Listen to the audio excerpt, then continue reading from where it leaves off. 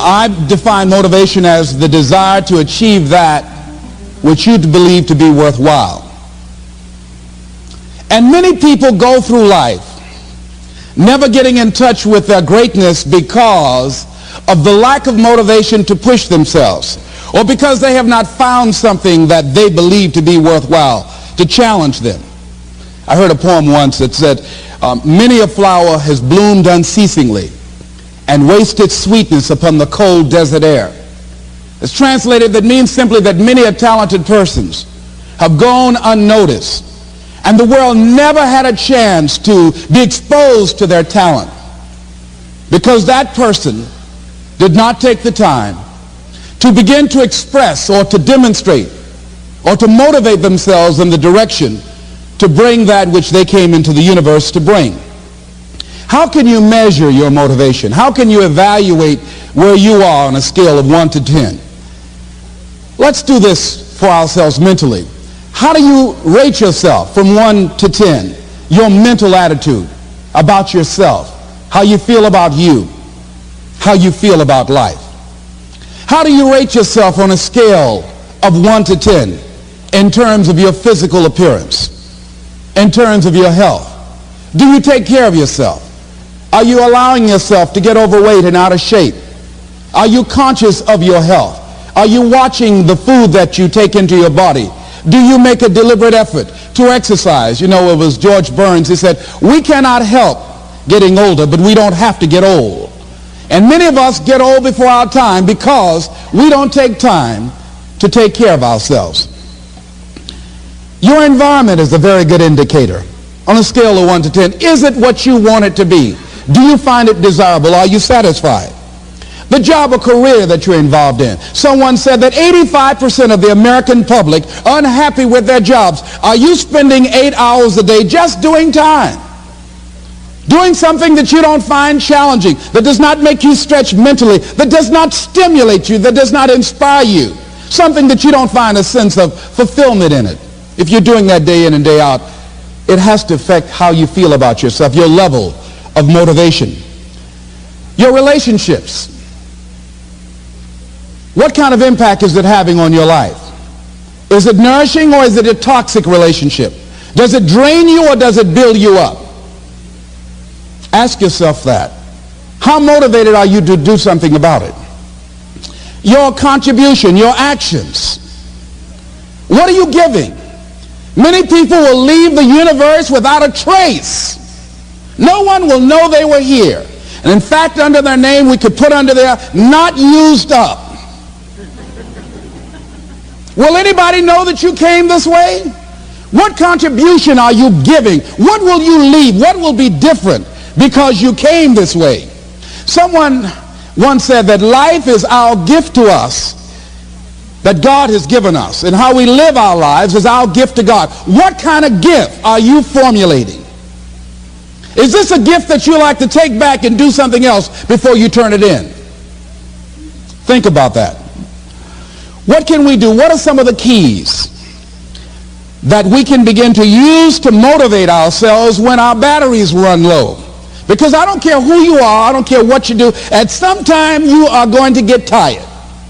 At some time you're going to get in a rut. Seem like nothing you do works out right. And sometimes it just seems like you just don't have the wherewithal or the will to do anything. That sometimes you act like you're punch drunk. You're just wading through life, just doing time, day in and day out, looking at non-discriminatory television, anything that's on, just looking. And depressed, feeling powerless, feeling useless, and bored. What do you do? How do you get yourself out of a rut? How do you, when you know you can do more than what you've been doing and you're not doing it and you're discontent with where you are, you get angry at yourself. How do you get out of that rut? How do you motivate yourself? One of the things that we must do is that we must be involved in working on achieving self-mastery. You must work on yourself continuously. Never be satisfied with yourself. Always know that as you invest the effort and time on you, that's the greatest ability that human beings have above animals. See, a dog can't be anything but a dog. Tree can't be anything but a tree. Human being, you've got unlimited potential. You can put effort on you, and by concentrating on you and developing you, you can transform your life wherever you are right now. So you want to work on yourself. You want to read books that inspire you and motivate you. You want to listen to tapes over and over and over again. And I suggest that you listen to tapes when you first get up in the morning. You want to control the spirit of your day.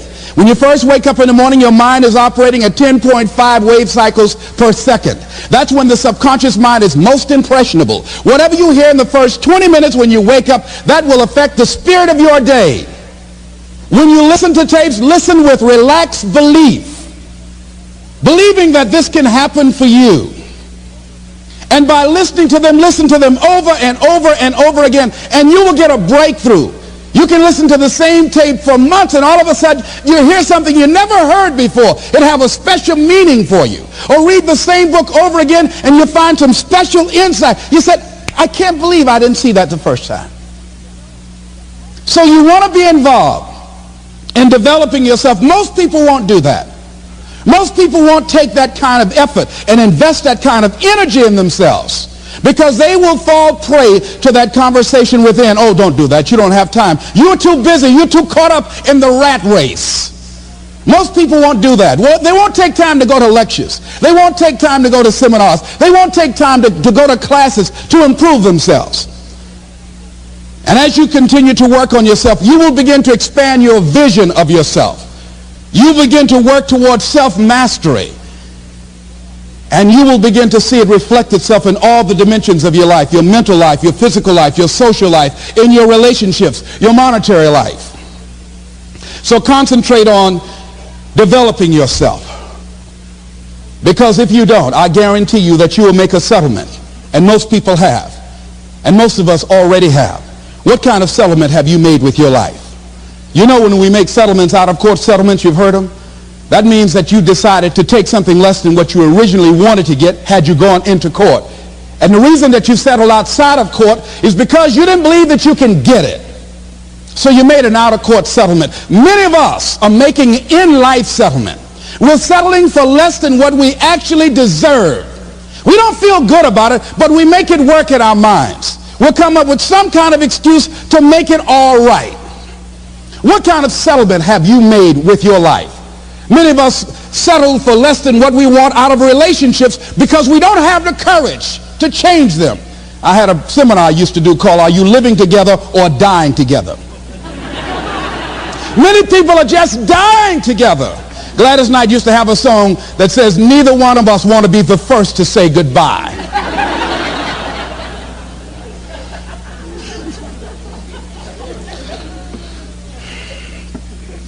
The next thing is, in order to begin to find some keys to self-motivation to drive yourself, in addition to working on yourself, and as you work on yourself, you feel good about yourself, and as you feel better about yourself, you treat yourself differently, develop a health plan. See, you can't feel well and do well if you don't have good health. You can't perform if you don't have your health. Your health is valuable. Develop a health plan. A plan that you will follow, because this is the only vehicle that you have to carry you through this experience called life. And you want to take good care of it because you love you enough. You care enough about you. And that's not easy. It is not easy having a health plan and sticking to it. But you're worth it doing it again and again and again. I have lost 22 pounds several times. I always do it. I love potato chips. People who know me know I love M&M peanuts. I love peanut butter and jelly sandwiches. I love my mother's sweet potato pie. I love this. It's not always on my health plan, but I put it on there sometimes. I said, life is too short to go without sweet potato pie. If I go tonight, I want you to slip a slice of sweet potato pie in my casket. And watch the smile on my face.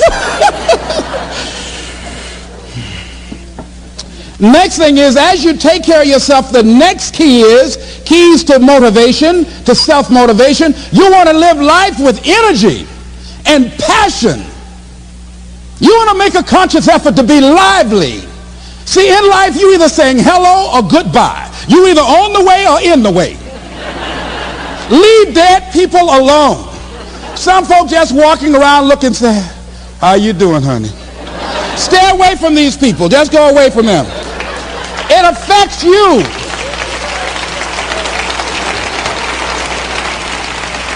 You want to smile. You want to be happy. You got a lot to be thankful for. But you watch some of the faces around you every day.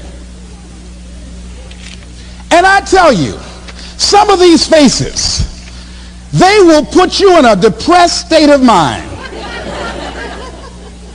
So you want to avoid these kind of faces. When you see them coming, turn your head. Next thing is that you want to monitor your inner conversations. The things that you say to yourself. You want to watch them, and in watching them, you want to take charge. A friend of mine told me this evening, and she did it excellently. She said, I didn't want to come tonight. I was feeling so depressed. And I said, I'm going anyhow. See, that was the conversation. Oh, you really don't feel like it. You really don't need to do it.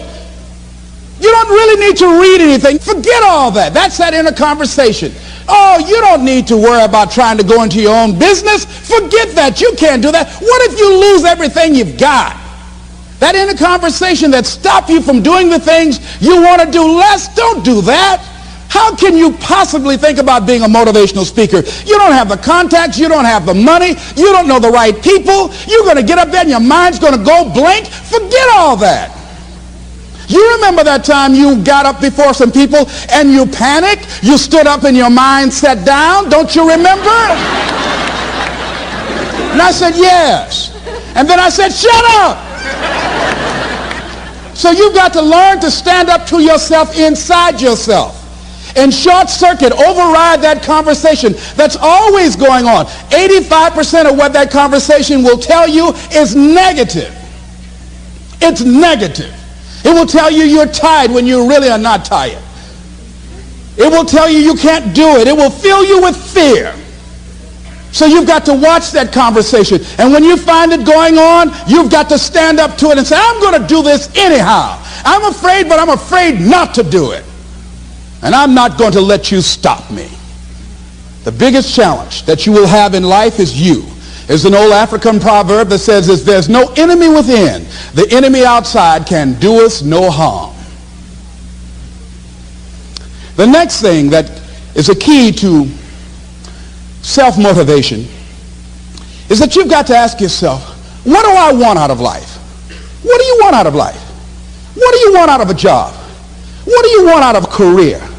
What do you want out of a relationship? What do you want? What gives you your life? How will you know when you got it? What will make you happy? You need to know. You need to start asking yourself some questions. What do I really, really, truly want? You need to be exact about that. Don't be vague. Oh, I just want to be happy. That's too vague. What will make you happy? How will you know when you got it? Zero in on it. Be exact. Be specific. And as you do that, that will stimulate that superconscious mind or the reticular activating system of your mind that will begin to find those things, to identify with it. And once you begin to determine that which you want, take the time to write it down. Don't just think about it. Write it down. That is a subjective process that engages the subconscious mind. Write it down. Once you write it down, read it 3 times a day, morning, noon, and night. Why is that important? Because what it will do, it will cause you to focus. It will cause you to concentrate. When that other conversation is going on telling you what you cannot do, telling you all of the impossibilities and all of the obstacles, your concentrating will begin to create a larger vision within yourself, and you'll start looking for and seeing some new opportunities. You'll start creating some openings for yourself. As you begin to read that every day, day in and day out, that will make you focus. That will discipline your thinking. And you'll get all kind of creative ideas. As I talk to you right now, being involved in this immersion process, you're going to create some openings for yourself. You're going to get some ideas. You're going to feel your adrenaline flowing, and you're going to think about something, some idea you had. You say, I want to go back and I'm going to look at that again from a different vantage point, not from the level of the problem of the obstacles that I encountered, but from a higher vantage point. Because what you will begin to see and to know as I talk to the higher consciousness within you, that you are powerful, that you are a miracle worker, and that inner conversation has conditioned you to believe that you are not. And as you begin to discover the truth of who you are, whatever challenge that you're facing in life, and if you're living, you're facing some challenge, you'll begin to know that you're powerful and that you're a miracle maker. So as you begin to write down exactly what it is that you want, read it every day. The next thing is, see yourself there. How will you feel once you get there? What will the experience be like for you? What will be different? What kind of person do you have to become in order to get there? Visualize yourself there, living the experience. I remember when I ran for state representative in Columbus, Ohio, and I had a lot of people telling me, and you got to watch not only the conversation within, but the conversation without, telling me, Les, you can't possibly win. You can't do that. And I went down to the legislature, and I saw myself. I knew what I wanted. I saw myself in the chair. I pointed out the chair that I wanted. I used to go and sit up in the galleries and watch the legislative process. I used to go to the committee meetings and listen to legislation being introduced. I learned how to write legislation, how to amend legislation. I started thinking like a legislator, got up every day dressing, thinking like that, selling myself on it, seeing myself in the legislature. Mr. Speaker, I'm the gentleman from the 29th House District. I'd like to introduce a bill. I went in the legislature, walked around. I had the experience of it.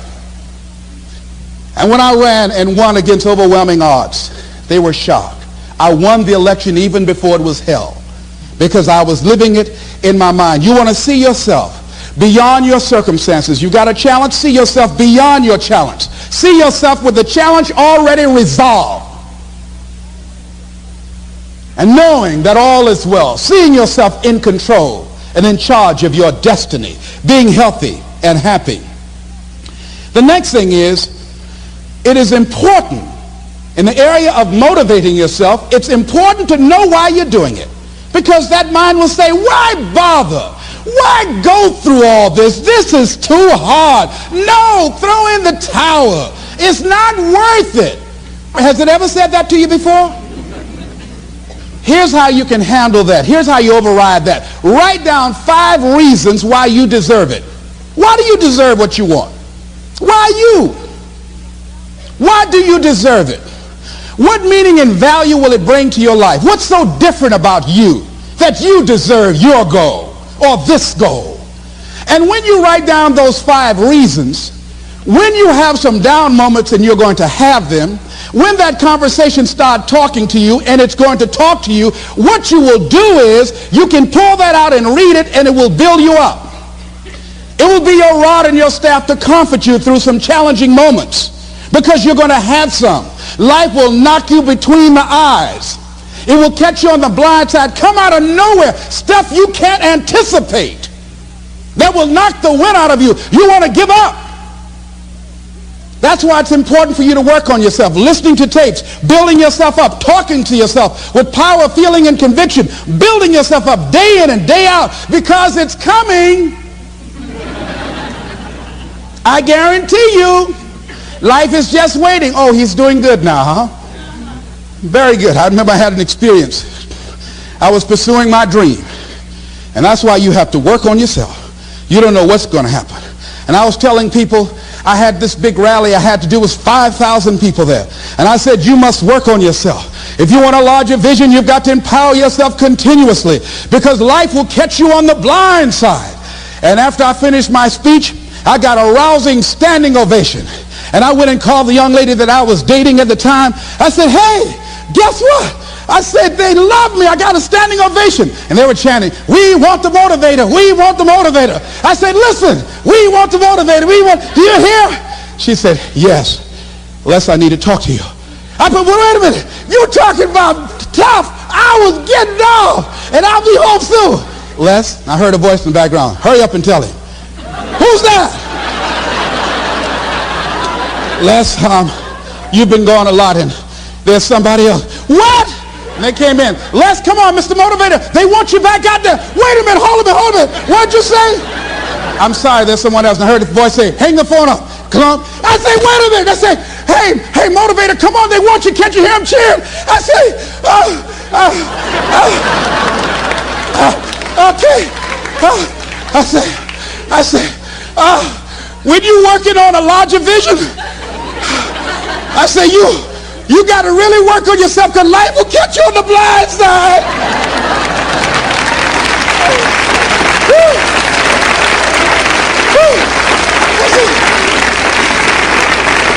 I said, you better be ready. And you better make sure you want it because it'll make you cry. And somebody said, the Spirit is on him. Thank you. I was talking till they started blinking the lights. They had to come pull me off. And I said, you got to have a larger vision. You make sure, wait a minute, you make sure you work on yourself. They said, come on, Mr. Brown, come on. Yeah. I went back to my hotel room. And loneliness and heartbreak was sitting on the bed and said, are you coming in now? Do you have your larger vision now? How's your positive attitude? Say, get on in here. Are you still breathing? Shut up. No, you want your gold? No, I don't want this gold now. Life will wear you out. You'll be saying, no, I can't, and no, I won't. You try to read it, can't see nothing through the tears. I went plundering through the drawers in this hotel trying to find a Gideon Bible, anything, you know. I said, anybody help me. Yahweh, Yahoo, anybody. Boy, I tell you, that's why you got to work on yourself. Because life will send you some curves you cannot anticipate. The next thing is that whatever you do, you want to develop technical mastery. You want to be the best at what you do. You want to master it. See, part of self-motivation is you've got to find something that gives you a strong sense of competence. Well, you become known for that. You develop a reputation of being good at doing that. You set some high personal standards for yourself. You're not competing with anybody else. You're just unfolding yourself to be the best person that you could be. That you want to give the best quality service that you can give, because that is a statement about who you are. The other thing that's the key to self-motivation is recognize the fact that you're going to get into some slumps. Recognize the fact that you're going to encounter a great deal of failure in life. It goes with the territory. But in the face of that, you want to be relentless. When you want something, you don't expect everybody to say, oh, come on in. Oh, you want this? Oh, great. We want to give this to you. You're such a nice person. You're doing it for your family, aren't you? Great. No, life isn't like that. No, many doors will be closed in your face. Many loans that you will want. And they'll say, no, you don't have enough collateral. You don't have enough credit. And most people will give up. But you've got to decide that I'm going to be fearless. I refuse to be denied. And I'm going to go all out. I'm going to be relentless. I don't care how many no's I encounter. I like something Isaiah Thomas said when he was getting ready for a basketball game. He said, I'm going to either shoot us in or shoot us out. But I'm not going to not do anything. And that's the way to go. You can't make a basket unless you shoot the ball. You can't hit a home run unless you take a swing at it. Most people won't even take a swing. Well, I probably won't make it anyhow. That's the conversation within. They probably won't give it to me anyhow. If you want something, you've got to be relentless. You've got to decide, I deserve this, and I'm going to have it. And you go all out to get it. That drives you. The next thing is that when you want something out of life, you've got to be willing to go into action. Don't wait around for things to be just right. Don't wait for things to be perfect. Don't wait for the ideal situation. It will never be ideal. There will always be a reason. Well, as soon as the children grow up, as soon as I pay my bills, or as soon as I get my divorce, as soon as I get enough money together, do what you can, where you are with what you have, and never be satisfied. A lot of people never take a chance in life. They don't want to take any chances. They want the situation to be ideal. See, that's not walking by faith. That's walking by sight. If I can see it, I'll do it. No. That's a lot of people saying, if I can see it, I'll believe it. No. If you believe it, you can see it.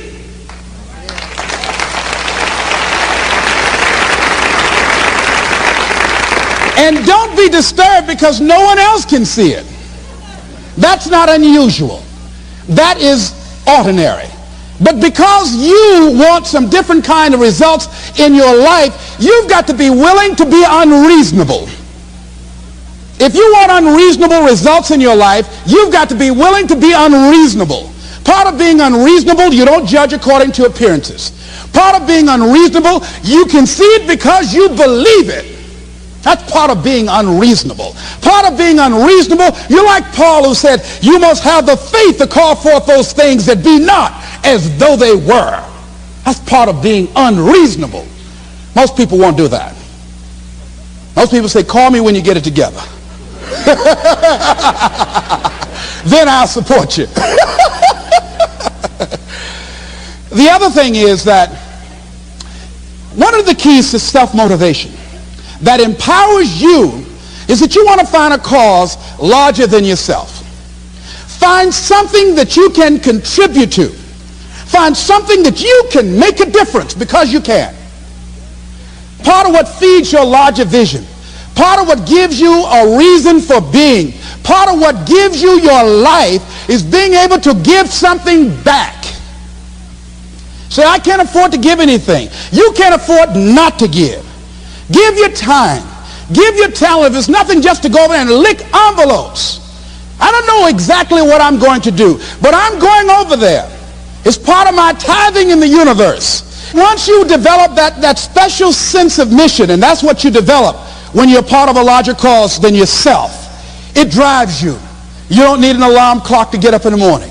You have special power. You go places and folk will like to be around you. They will know there's something different about you.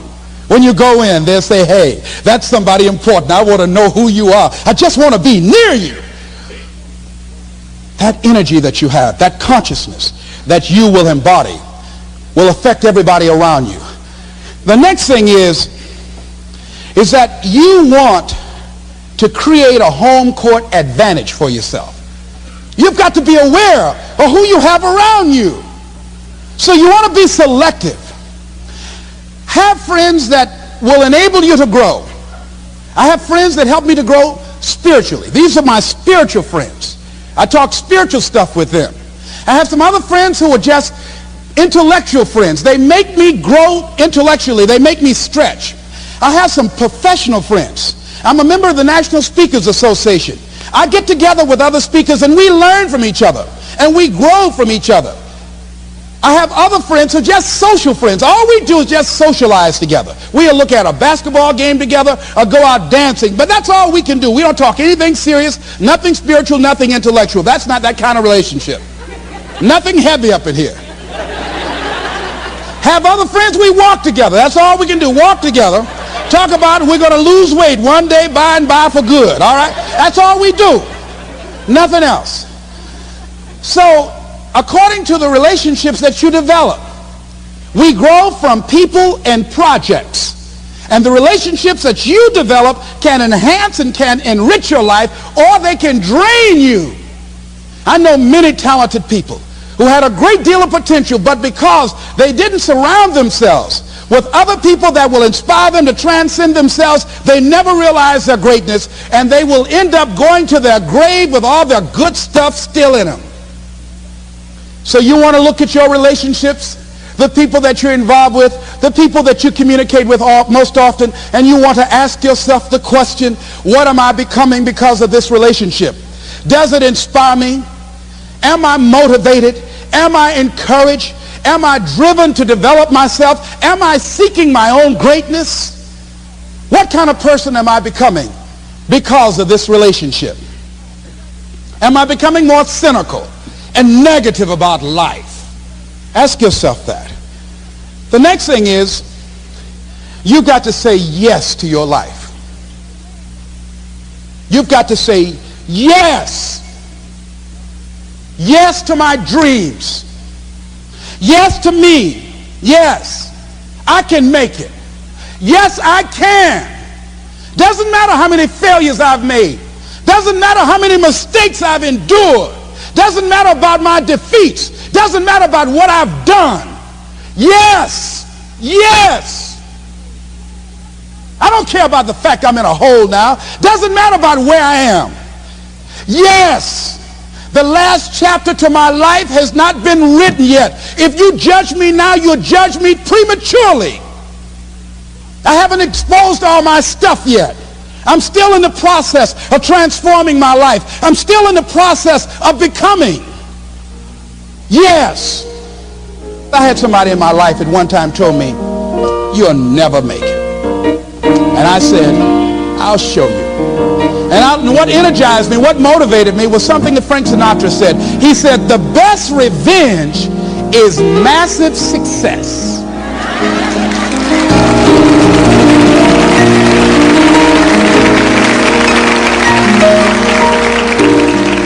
I'll show you.